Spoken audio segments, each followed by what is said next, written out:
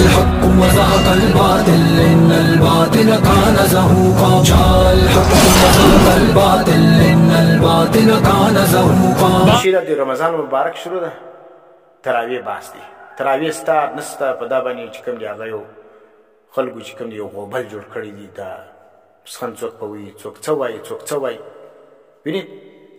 نو تراویح چې کوم دي ګوره دا حضرت عمر فاروق رضی الله تعالی عنه دویم خلیفه راشد دی. هغه صحابه کرام را جمع کړي دي او بیا چې کوم دی هغو دپاره امام مقرر کړی دی او بیا په جماعت باندې کړي دي او 60 رکعات یې کړي دي. اوس حضرت عمر رضی الله تعالی عنه چې یو عمل کوي دا خو ګمراهي نه ده ځکه خلیفه راشد دی. نبی علیہ السلام فرمایي علیکم بسنتي وسنت الخلفاء الراشدین، پر تاسو باندې لازم دي زما سنت او مستقل د صحابه د خلفای راشدین سنت هم ذکر کړی دي. وسنت الخلفاء الراشدین، د خلفای راشدین پر طریقه باندې بمځي ځکه د خلفای راشدین لار د نبی د لارې څخه هټ کر لار نه ده، دا هم عین د نبی لار ده.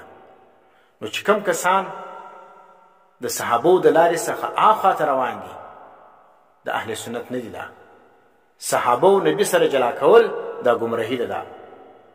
صحابه او نبی به نه سره جلا کوي ځکه دا دین چې موږ راغلی دا قرآن چې ته منې دا د صحابو په وجه موږ راغلی دي. دا لمونځ چې دله راغلی دي دا هم د صحابو په وجه راغلی دي. دغه زکات چې تاله راغلی دا هم د صحابو په وجه باندې راغلی دي. وینې دا رقم دا حدیث چې تاله راغلی دي یو حدیث بغیر صحابي ته نشي ثابتولی. مشهور حدیث وایي قال قال قال دغه مخکې ورسره عن ابي ذر عن ابي هريره عن عائشه. دا ولې وایي؟ صحابه کرام باندې چې خلک اعتراض کوي یا د صحابو پر اعمالو چې څوک اعتراض کوي دا د دین دشمنان دي. دا پوهېږې دا چې هر څوک دي که مفتي منیر شاکر دي که انجینیر میرزا دي او که بله یو بلا ده چې پر صحابو باندې اعتراض کوي د صحابو پر اعمالو باندې بد اعتمادي کوي د اهل بدعت دي. دا صحیح سول. نو دا بدعتیان دي. نو چې د صحابو عمل ځان لپاره حجت نه بولي چې هر څوک وي دا ګمراهان دي. دا ځکه صحابه کرام ته الله سند ورکړی دي اولئک هم المفلحون، دا کامیاب دي. ته ډېر پر نبي باندې مین یې که صحابه کرام مین ولو تا به ډېرې قربانۍ ورکړي پر دین باندې که به ابوبکر و عمر و حضرت عثمان ورکړي. حضرت عثمان تراویح کوي او حضرت علي رضی الله تعالی عنه کوي. دا رقم د هغه وروسته امامان یې کوي. ته اوس راغلې دلته دې څونې په کولې کښېښوي و دا نشته په کوله دا غواړي چې دا په کولې خلک په بم در وړاو کړي. ته د صحابو سره ځان برابر یې ته دونه قدر عاشق رسول سولې.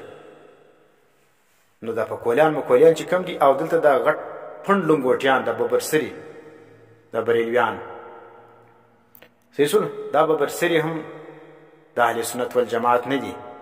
د دې چې ټول بدعات راواخلي بدعتیان وایي نظر جایز دی، وینې میلاد جایز دی، اسقاط جایز دی. دا بدعات ټول علما بدعاتو ته ویلي دا ټول ته دی جایز وایي.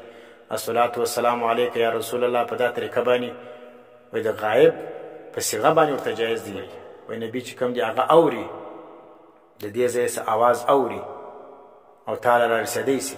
غایب ته چې وایي اواز وکړي هم کرامتن یې اوري وایي.